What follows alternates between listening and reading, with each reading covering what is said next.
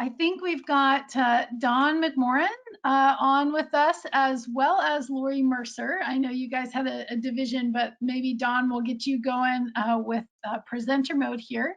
But just really quickly, just to say, so Don is the WSU Skagit County Extension Director and is wonderful, has been working on a program identifying total farmer health. So agriculture is known to be both a difficult and dangerous occupation, and Washington State University Skagit County Extension recognizes there are various dimensions of total farmer health, including physical, mental, emotional, and social, and seeks to address related needs through 3 programs, including Washington State Agri-Ability Project, the Western Regional Agricultural Stress Assistance Program, and the Suicide Prevention Pilot Program. So thank you so much for being with us today, Don, to discuss this, and I'll turn it over to you for your presentation. Thank you.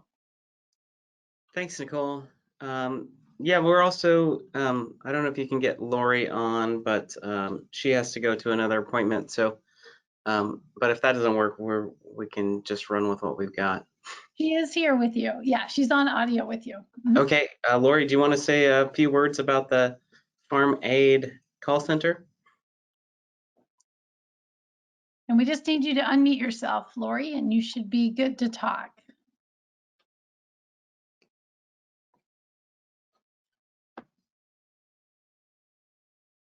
Okay, she's here, but maybe having some challenge. Oh, there you go.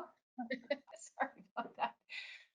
So yeah, I do have a little bit of a slide, but I think for time's sake, let's just go ahead and just talk a bit about one aspect of what Don's going to be discussing.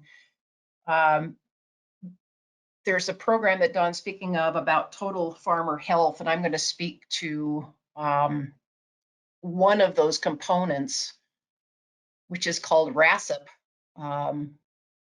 which essentially stands for Western Regional Agricultural Stress Assistant Program. And that is a grant that was awarded by FirstSan, and I'm not sure how many people know all these acronyms, but FirstSan is it's a USDA program which stands for Farmer and Rancher Stress Assistance Network. So FirstSan granted this program called RASIP, which is helping farmers stress levels, and one of those components is the supply of a farmer hotline to these Western state farmers. There's 14 Western states and 4 territories involved in the program. And the way that it was determined to work the best is to work with a model that's already existing. So Don and Skagit County and some other of the RASIP members decided to work with Farm Aid, which many of you may have heard of. All I have to say usually is Willie Nelson, and everybody knows who Farm Aid is. But Farm Aid's been operating a hotline for about 2 years now for farmers to call in for various resources. I don't think I'm going to surprise anybody by saying how stressful farm work is. I mean, between the financial pressures, the debt loads, and the climate, and some policies that are tough to deal with, and chronic pain issues after a career of work, and no separation between work and home. There's just a lot of things that farmers are dealing with, and it's because of that what we're seeing with those higher stress rates is a suicide rate of about 2 to 5 times higher than the next occupation. So that's something that we're trying to address early. The Farmer Hotline, again, offered through Farm Aid, through this grant, through the RASIP grant, hired 2 more Farmer Hotline operators, and that's myself and another woman named Rachel Ben Boven that works out of WSU Skagit County office.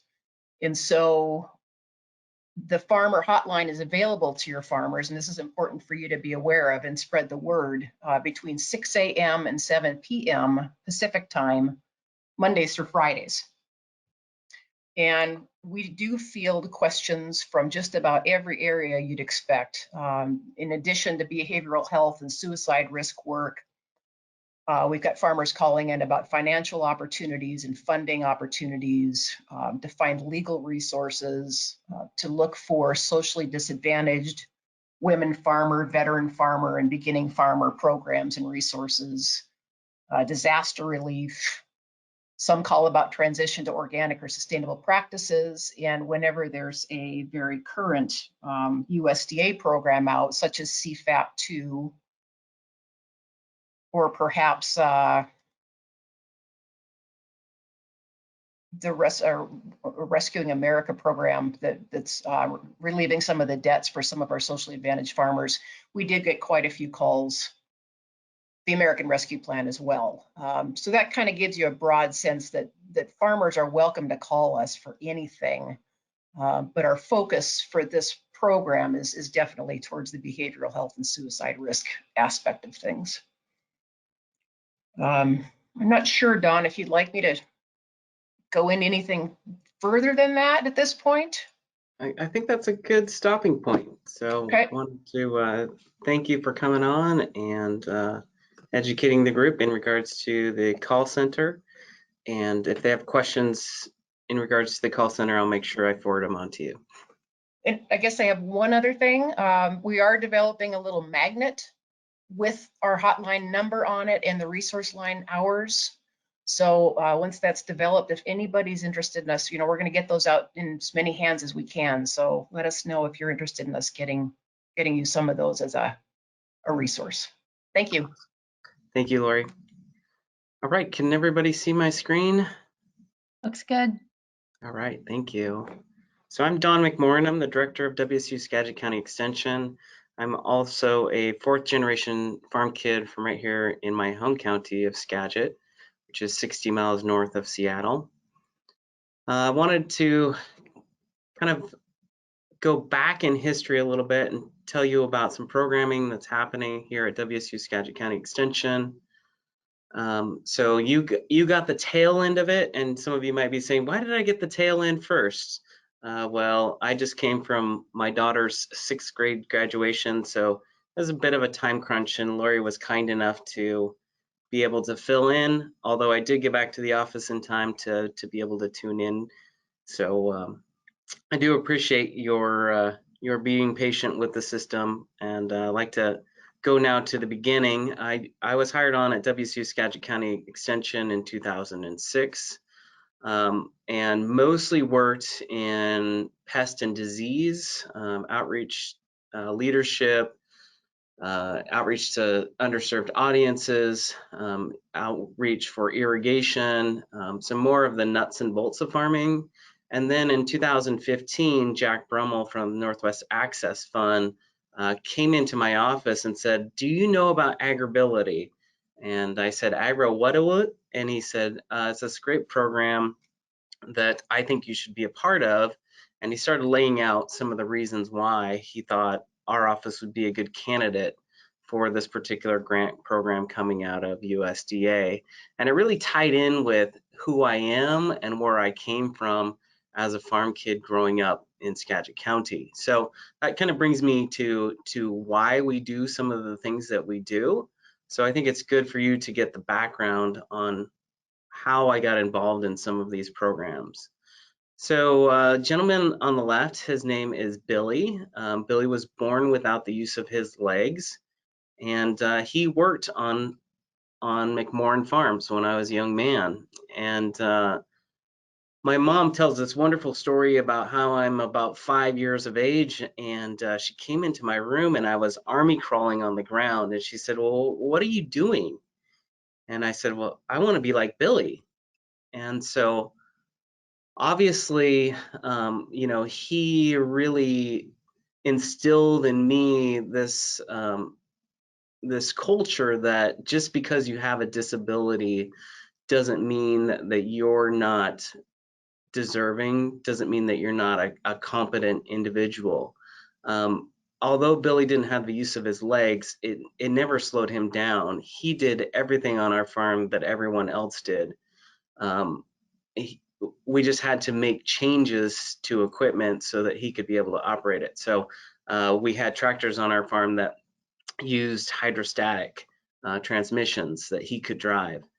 We did changes to vehicles so that he could use hand controls versus foot controls. And then transitioning out of my experience with Billy, I had a good friend, picture in the right, a gentleman that that was in an accident, an able-bodied person that also lost the use of his legs. And through my experience with Billy, I was able to tell him that, you know, his life was going to be okay, and that he would still be able to continue to do a lot of the things that he loved, largely in and around his small farm. So those really brought me back to that conversation I had with Jack as to why we wanted to be involved. Also, some other examples. Picture on the left is my father, who has a bad back and can't hear, but is still farming at 76 years of age. Photograph on the right is a young lady that works in our office here at WSU Skagit County Extension, has some issues with carpal tunnel that we've been able to work through in her workstation to keep her doing what she loves as well. So fast forwarding, it took us 4 tries to become funded with the Washington Agribility Program here in Washington State. And through that, we're using assistive technology to keep farmers farming. And we recently hired a coordinator in Kristen Hinton Van Valkenburg, and she likes to share her why about her father. And he is 82 years of age and continuing to farm, and how important that is to him and to her to be able to provide him with some assistive technology to keep him doing what he loves. So with Agribility, you know, we have some wonderful partnerships in our state with the Northwest Access Fund, with WATAP, an organization through University of Washington that has assistive technology. We do a lot of outreach. We have a lending library full of different tools and accessories for all sorts of different sorts of situations, from carpal tunnel to back injuries to people that can't hear, pretty much anything associated with agriculture. If you know people that have issues, we certainly appreciate a referral to our office to be able to assist them. And we do have Spanish translation in our office, which is very important to us. So we have 3 full-time translators that can work with the Spanish-speaking audience that we definitely want to make sure that we're assisting. So with that, we've done a lot of outreach. We've sent Kristen around the state with various tools and modifications, and all sorts of wonderful assessments that she's been able to do over time, and being able to make recommendations to various clients, and then getting the lending library out there.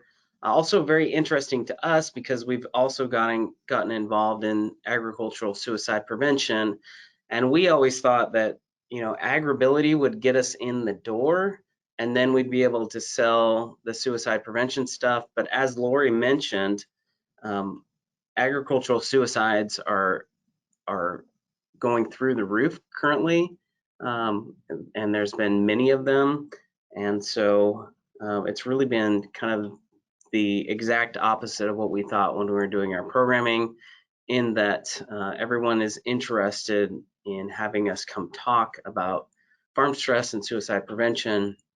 And then once they learn we're also doing Agribility, they also want to learn more about that as well. So kind of secondary. So that takes me to the next slide, 1996. This is a photograph of my father's hired man, who in 1996 decided to take his own life. He was very much a father figure to me, an amazing individual, very talented, and just an amazing person. And I didn't realize at the time how much him making that decision was going to impact my life and how it was going to impact what I do with my life. And it wasn't until later, 2019, where we had another gentleman in Skagit County take his own life. And this one was the third of 3 in 3 years. This was a gentleman that I worked with when I was working at Skagit Conservation District, implementing CREP programs, Conservation Reserve Enhancement projects throughout Skagit County. And he was the epitome of the crotchety old farmer. He dotted every I, crossed every T, looked at every penny, went over my entire plan when I was putting it together, and really ran me through the ringer as a CREP technician. And he was that guy that, gosh darn it, you better do it right, and you better do it right the first time kind of scenario. And I just really missed him. And my daughters happened to go to school with his nieces, grandnieces, and I had to look in that young lady's eye and ask her about her great uncle and the decision that he took. And the next day, I came into my office and I sat down with my staff and I said, "That's it. That's it. I'm done. I'm done with agricultural suicides. We've got to do something about this." And so I asked them if they would be willing to put together some programming, go after some grants, whatever it took, so that no farmer in my county would even consider taking their own lives. And so that really sent us down a path, because we had to do research and we found this data that was out there. So on the national side of things, this is not just agriculture, but as a whole, there are 47,000 people that died in and around that time frame where we started this grant of 2017. Farmers are 2 to 3 times the national average of suicides, which is just amazing to me. I always knew that farming was a stressful occupation. I saw the trials and tribulations that my parents went through, and they shared everything with me. I knew, in 6th grade, I knew how much money we owed the bank. I knew how much money we owed the fertilizer company, the chemical company, the tractor dealerships, how much everything costs. And I also saw the checks coming in and how much the farm was bringing in. I remember specifically sitting down with my dad, and we had this beet seed field, and it was beautiful. It looked great all year long, right into the bin. And I sat down with my dad. I'm like, okay, how much did our rent cost? How much did our fertilizer? We went through each and every detail. And at the end, when I figured out how much we would receive back to the farm, it was $50 an acre profit. And that was a good field. We had some bad ones that year too. So I understood those things. And then we can transfer that to Washington State, where we have around 17.5 deaths per 100,000. Rural areas are harder hit, and I think that's really why it's important and why I need your help to be able to get this information out to a lot of your stakeholders within the conservation districts. And in Washington State, suicide is the 8th leading cause for death. So more additional information that you need to know: 54% of the folks that decided to take their own lives had no known mental health condition, and that suicide is the 3rd leading cause of deaths for the age group of 15 to 24-year-olds, and of self-reported suicidal thoughts, ages 18 to 25, 10%, a little more than 10% are thinking about it. And beyond 18 years, you're looking at 4.3% of folks having suicidal thoughts. So it's on the minds of a lot of the people that we work with. And so I want to make sure that I'm educating you so that you can have those very important conversations with your stakeholders as you're out in the field in rural areas in Washington state. We know that ag is stressful. There's no surprise there. I think the surprise has been that it's getting more stressful. We're losing those middle farmers. So in Skagit County, I consider, this small niche, organic, what have you, those are, from a quarter acre clear up to 100 acres. And then those middle-sized farmers, which are 100 to 1,000 acres. And then beyond 1,000, I consider those, large scale commercial. And so losing the middle is having a definite impact on our farming communities, what our farms look like, how farms function in our rural communities, and that's having an impact. So we can talk a little bit about some of those stressors on the farm. I talked about my experience on that beet seed field, but there's so many things that can go wrong on a farm. So on the production side, things like weather, yields, pest and disease, animal health, the long hours that it takes working a farm, equipment breakdown, injuries. On the financial side of things, the fluctuating markets, specifically on the commodity side of things, and how our whole world got flipped over with COVID, and how the whole restaurant market just dried up. So there were winners and there were losers when that happened.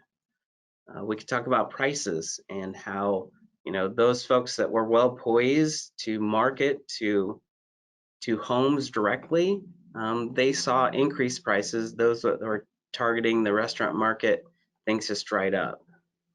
High costs, debt loads, tariffs, bankruptcy. And then on the operational side of things, thinking about the multi-generational farm, and me being fourth generation, I was supposed to take over the farm, and my father put me on the spot last year, and he said, I'm ready to retire, and I want you to take this over. That's my dream. That's my hope. And me having to look him in the eye and say, Dad, I've got a pretty good gig going with WSU. I work hard, but I don't work as hard as you. I get the weekends off usually. Sometimes I work Saturdays, but never Sunday. I get to go to all of my children's activities, graduations, dance recitals, and those things are really important for me. Plus I have full benefits, and at the end of the day, I would have to take about a 50% pay cut to come work the farm and work twice as hard. So I think I'm better off staying where I'm at and having that really tough conversation. From that, in that generational transition, you hear a lot of discussion. So for me, growing up on a farm, I heard about, how my great grandparents busted their ass and really, went from generationally thinking about, being in Scotland, going through a whole host of issues there, moving to Ireland, going through the potato famine. The potato famine sent my family to the United States, and where they came into New York. They went from New York to Michigan, Michigan to Kansas, Kansas to Oklahoma, Oklahoma to California, California to Washington, and they found this amazing place that was a lot like Ireland, where anything would grow, and they busted their ass. They financed everything to the hilt to make it work, and by God, you better not lose it. That's a lot of pressure. And a lot of my friends that are also farmers are in that same boat. So when you think about generational pressure, when you're the fourth, fifth, sixth generation to keep that legacy going in a time where agriculture has completely changed. Agriculture isn't the same as what our grandfathers and grandparents grew up with. It is high tech, it is high paced, and there are a lot of dollars at risk. And I think it's important for us as we're sitting down with those farmers to realize that pressure and help our farmers navigate it. Then you throw in things like family dynamics, and you know, a lot of families throw it out there that they have this perfect working relationship, but then behind the scenes things are very cutthroat and not what they look like from the outside. Work-life balance is something a lot of my farmers that I work with, you know, they're very targeted on the farm. They don't take vacations. They work 7 days a week. That's not a good balance. And so having those tough conversations too. And when a farmer tells me they're going on vacation, I always congratulate them, because not a lot of farmers do that. And then a lot of farmers also have to have off-farm occupations. So, you know, pretty traditional that there isn't enough farm income on the farm just to take care of itself. So making sure that you have those off-farm incomes, as well as being able to bring in things like benefits and other very important components for the farm, is important, but also adds to the stress as well.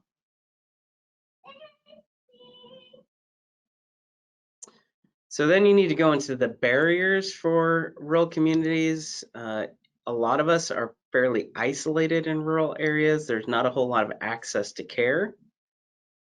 And a lot of our farmers have a reputation to uphold, and you're taught from a very young age to keep this stiff upper lip. You know, you're not allowed to share your emotions. You're not allowed to cry. You're told to, you know, buck up, cowboy up, things of that nature. So that really sets us up for failure, in that people feel like they can't talk about their issues. Things like isolation, so being out alone, that makes things worse. You add major finances and issues around those sorts of things, that makes things worse. You add things like trauma, injury, chronic pain. So we're seeing an epidemic with the opioids, and farmers getting caught up on pain medications, and then getting kicked off those pain medications, and then going to harder drugs to try to navigate pain. Then you throw in things like exposure to chemicals, substance abuse, access to lethal means, and that has been a difficult one for us at WSU Skagit County Extension. Because I'm a hunter, I understand that firearms are very important to people, and the university isn't interested in getting into a debate about firearms.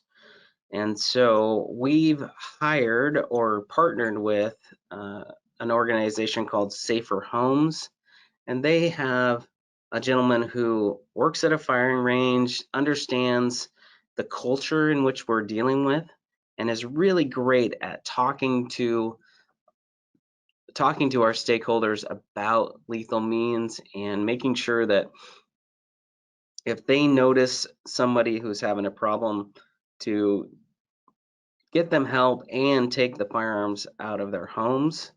And that's a great conversation for them, and not one that I want to be having, so I let them take that on. And then lastly is the stigma associated with agriculture. So I made mention that a little bit earlier, but there's definitely a stigma in agriculture about keeping that stiff upper lip and going about your business and not talking about things. So that's some pretty heavy content. So we like to take just a minute break and let people kind of take that deep breath, step out, stretch, whatever it takes to process that information before we move on. So let's go ahead and take a deep breath. Inhale. Exhale. And proceed.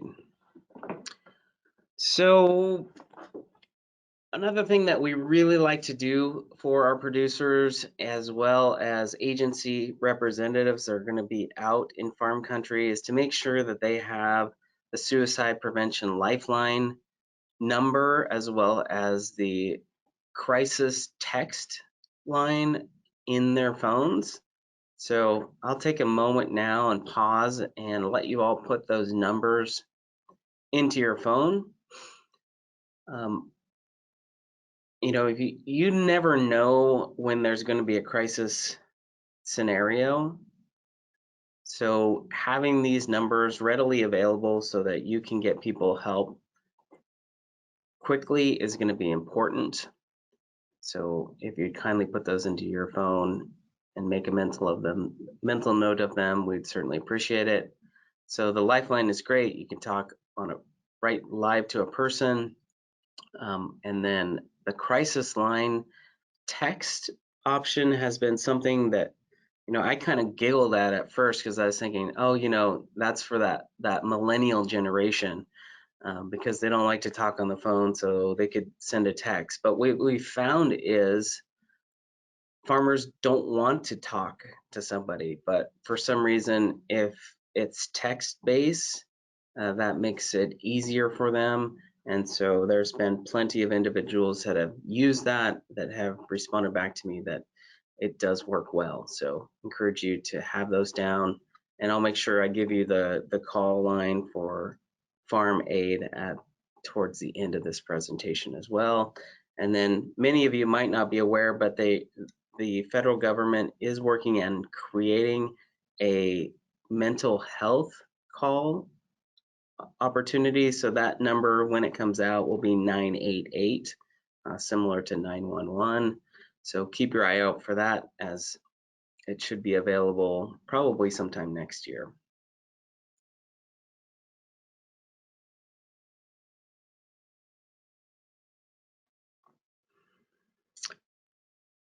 So that gets us into more of the programming side of things. So after the third suicide in my county on my watch in agriculture, it just so happened that the state legislature was also forming a task force. And so they had decided to give some funding to the Washington State Department of Health. Washington State Department of Health, although they're fabulous individuals and really know their stuff in regards to health, they really didn't know how to interact with agriculture, how to create that process. And timing wise was perfect, because we were kind of standing on the sidelines. We wanted to get involved, but we didn't know how. So it was like we were waving our hands on the sideline saying, me, me, me, me, me. We want to be a part of this. And they saw that we wanted to be a part of it, and they brought us into the mix. They gave us some funding to start a suicide prevention pilot program in Skagit County. And that was a great opportunity for us to start getting materials together. So we worked with the legislature and the task force and came up with some wonderful promotional materials. We got a website up, and we also started doing outreach. So any workshop that I provided in Skagit County, we made sure that we had those difficult conversations in and around suicide and suicide prevention. And it was fascinating to me because I grew up in Skagit County. I know the farms here. You know, a lot of kids, when they're growing up, they have heroes. They have heroes that are rock stars or movie stars or sports stars. My stars were the farmers. I knew their farms, I knew their operations, I knew their workers. So it was really fun for me to have these conversations. But then also, if you know farmers, they tend not to want to talk about their problems. So at the end of these workshops, the farmers would come up to me, they'd say, Don, yeah, that was great. I'm really glad you covered that subject. I know it's hard, but I think it's needed. I think that information that you provided is really going to help my neighbors. And it just like totally caught me off guard because I'd done the work, and when I give these talks, I'm speaking directly to the farmers, and I know who I'm talking to. I know the farmers that are stressed. I know the farmers that have the high debt load. I know the ones that have a lot of the problems that were on our list. And I'm always just amazed, and I kind of turn to them and I say, you know, I realize that's going to help your neighbor, but I also think it's going to help you too. And those are those really tough conversations that you need to have with folks so that they realize that they're not alone in this issue, that they have a network of people at conservation districts that are not just there to provide information, but you know, we're really there to be their friends as well. So the pilot program went off without a hitch, and it felt amazing. We didn't see, knock on wood, any more agricultural suicides in Skagit County, but it also felt a little bit empty in that we were still seeing suicides in Washington State, and it wasn't enough. You know, we'd done this good work, but we felt we needed to do more. And so that's when we decided that we would grow our system and get more information and take on a bigger bite. And so that was the USDA funds through FARSAN. We applied for the first round of FARSAN funding, and FARSAN stands for the Farm and Ranch Stress Assistant Network. And through that, we decided we would establish a diverse regional network of member organizations, develop a clearinghouse for farmers to get assistance, and educate individuals about our activities and how they could access those resources. And we decided to do that in all of Washington and all of Oregon, so growing the pie.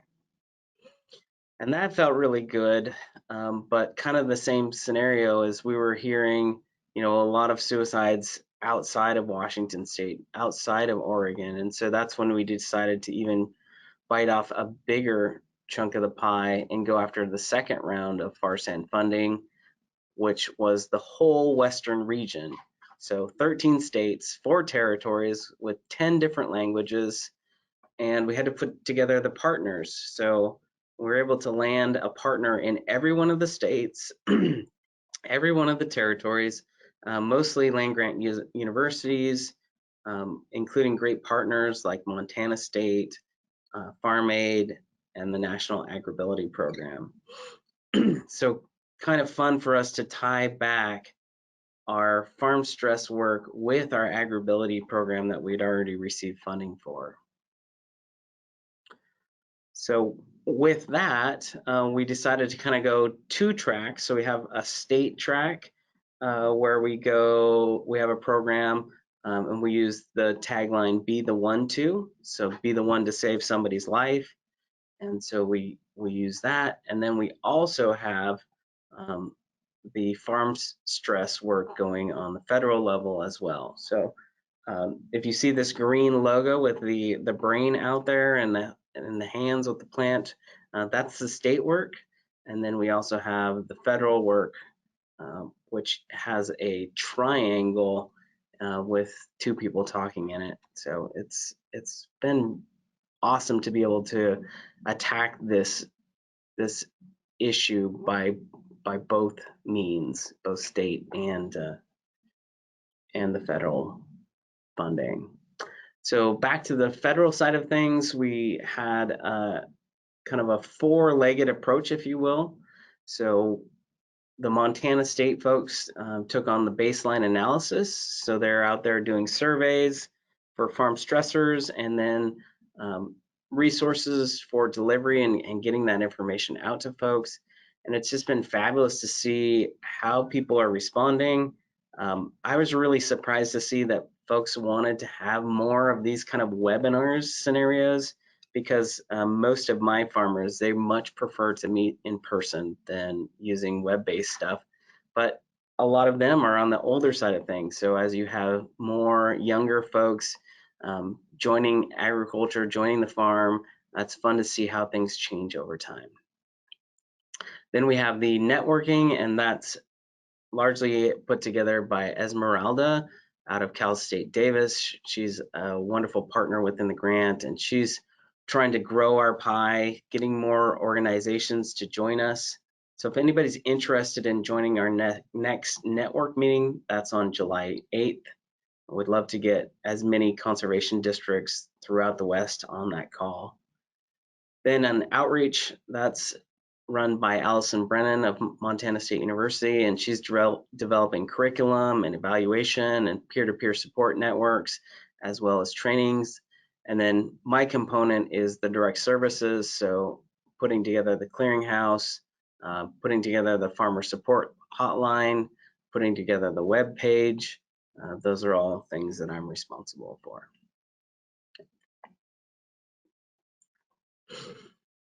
We also have some awesome partners in that we have Alaska Agribility Online, California Agribility, Colorado Agribility, New Mexico Agribility, Agribility of Utah, as well as Washington State. So once again, pretty awesome for us to combine efforts on suicide prevention and agribility. Then we're able to provide some funding to Dr. Robert Fetch. Robert is just this amazing individual. He grew up on a farm, but he's trained in psychology and family health, and has done a lot of family type counseling. And so he's been able to bring in another expert to assist with sitting down with farmers at the kitchen table and going over a lot of their issues and stressors, and they do it as a family unit. And what he's found is, he'll sit down with the farmer and ask the farmer how he is doing. In this case, it might be a she, but in this case, it's a he. And then he'll go to the wife and then ask the wife what the real issue is, and you get a completely different story and can get down to the bottom of things relatively quickly.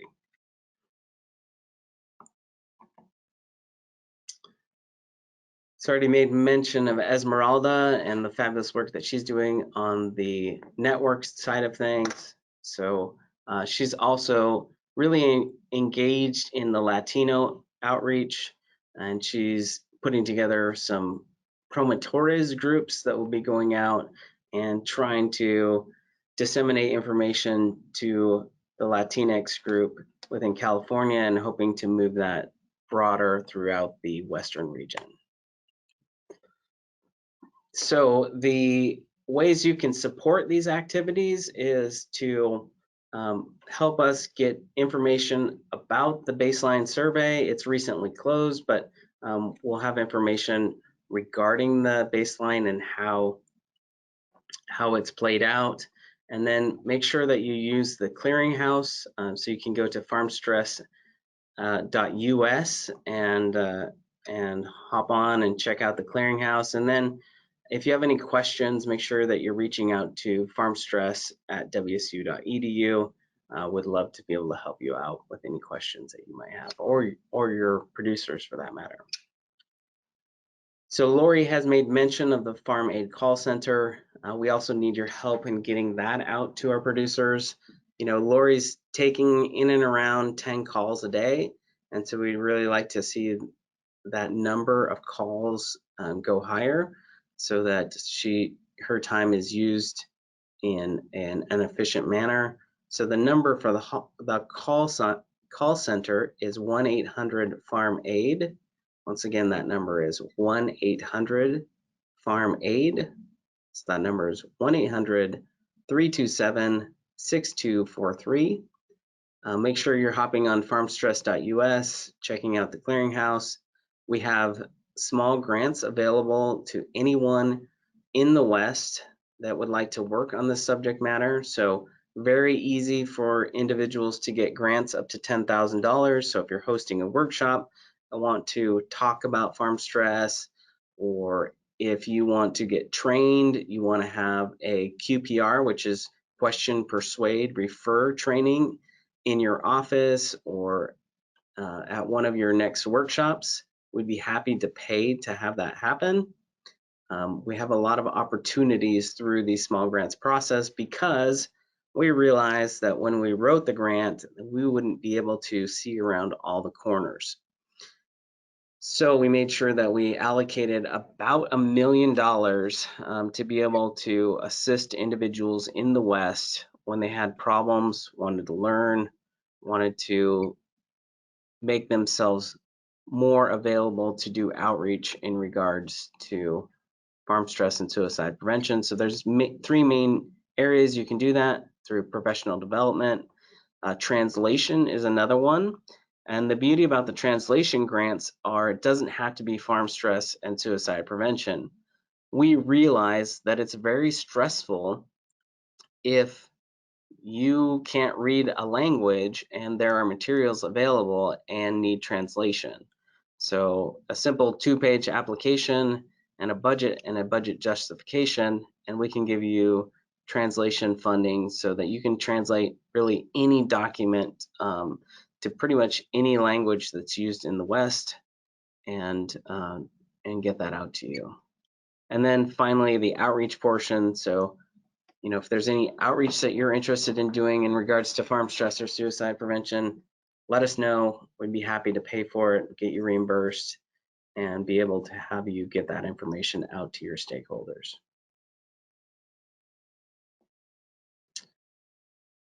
So yes, finally is the big ask, what you can do to help.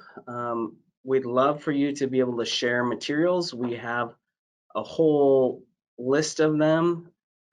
We have, paper, electronic, whatever you need, we've got it. We have these great little first aid kits that you might have saw in the previous photographs and back in the PowerPoint. So they have a handy dandy card in them along with, what you would like to see in a cheapo first aid kit. So burn cream and Band-Aids and things of that nature. But on the card, on the front side, it has the call centers for folks to call, and then on the back, it lists the things to be looking for. And so I think I have that in the next slide, so I won't make comment to it right now, but definitely getting those materials out into your communities are going to help things. We'd love to be able to staff a training in suicide prevention, whether it be mental health first aid or QPR. Let us know if you're interested. We'll get you a trainer. We'll pay for it. No money out of your pocket. We just want to reduce farm stress and suicides in your county. If you're interested in hosting a management workshop or what have you, let us know. If you want to connect with us, let us know. We'd love to hear from you and try to help you any way we can, and then help you become familiar with local resources. So, signs to look for, changes in routine. So if the farmer is doing something way different than they're normally doing, that's something to be looking for. If they're not taking care of their farm or the livestock, that's something to be looking for.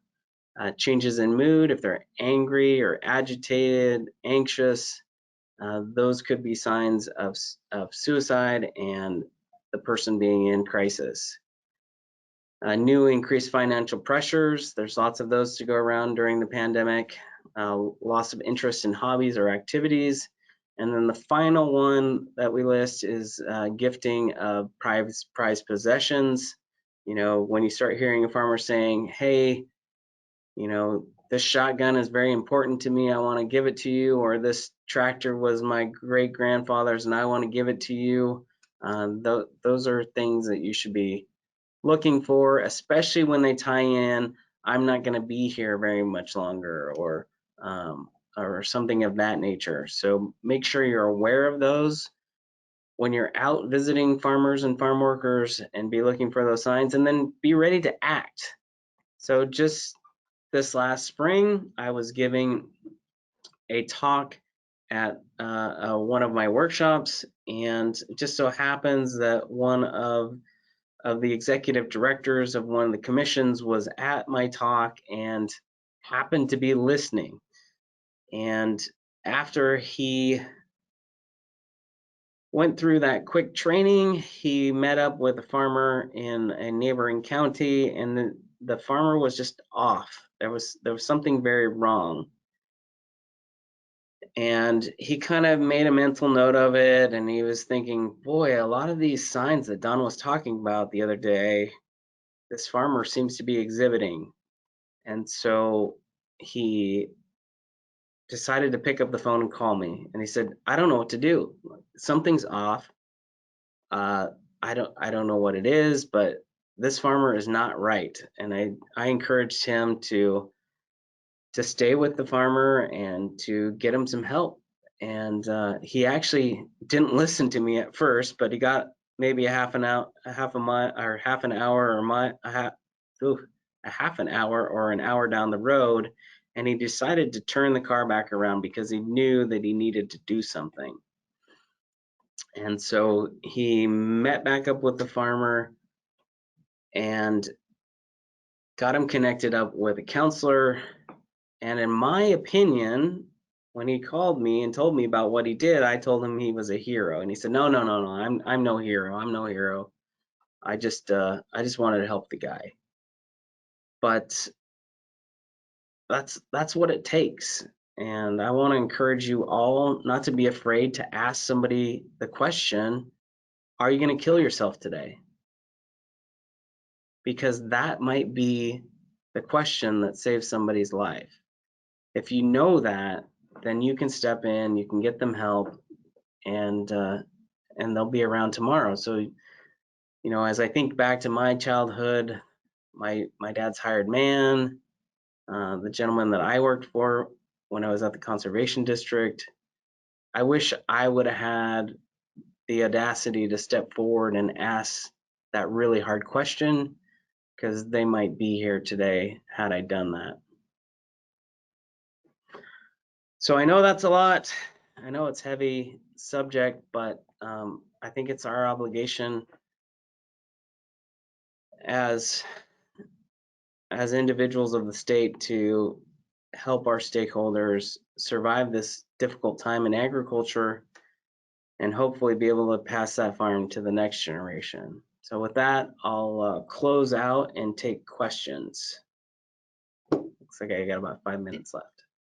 Yeah, thank you so much, Don. And I will encourage folks, if you have questions for Don or comments or something you'd like to share, please put it in the questions box or raise your hand and I'll unmute you and you can share direct. We have a relatively smaller group, very conducive to conversation. If folks want to just raise your hand, I'll unmute you and you can ask direct. But we did have a few comments that came in, Don, in particular, that this is hard but really important information. A lot of people have said that they'd be happy to share this or at least create a link on their website to the WSU page, which, by the way, folks, I did put a link to that into the chat box. So you should have a link directly to the WSU Extension suicide prevention page that you've got that. Awesome. Thanks, Nicole. Yeah, and another a comment that just came in here, you touched on a tough thing at the end, the guilt. We know someone who died from suicide has. So just, I think someone was really reaching out and just saying that, you know, so I think just kind of touching base with you on that. Yeah, I appreciate that, and what I'm always amazed is how people influence what we do without us really even knowing it. So, you know, I never intended to get involved in agricultural suicide prevention, but the people I surrounded with myself with and the people that I care about, obviously they've drawn me to the subject matter. So I'm here. I'm not going anywhere, and this is something I want to spend some energy on. So so it never happens again. And so if I can be the person to step up, and my mom always asks me, how can you work on the subject matter? It's so depressing, it's so hard, but I feel obligated because of the people that decided to make poor choices before us. And and if I can take my background and take those really hard things and try to make them better for somebody else, that makes me feel good inside. So I feel like I'm making a difference. Thank you so much, Don. I don't see any other questions come in. Oh, we do have one. Okay, Dean, you should be able to unmute yourself and ask your question direct. Why don't you try unmuting yourself on your end, Dean?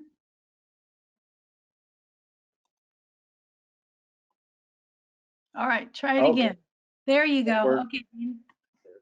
Yeah, Don, the question I have is this type of service training available across the state, or would it be something that's just in your bailiwick there?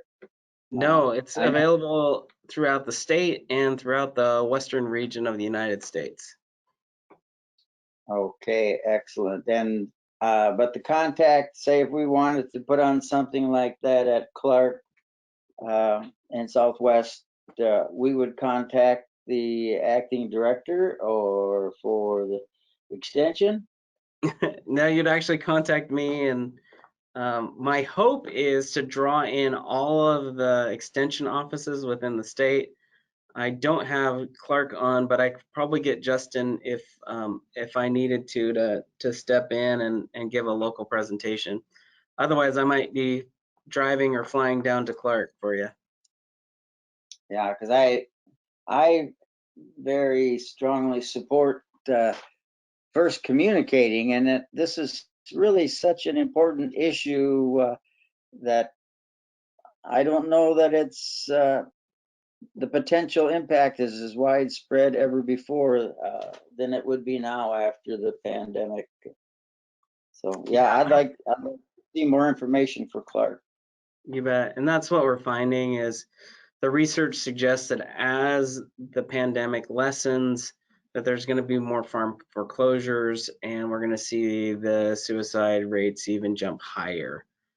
And so I think getting the information out ahead of that potential tsunami that is headed our way is going to be beneficial. Appreciate it very much. Thank you. Thank you.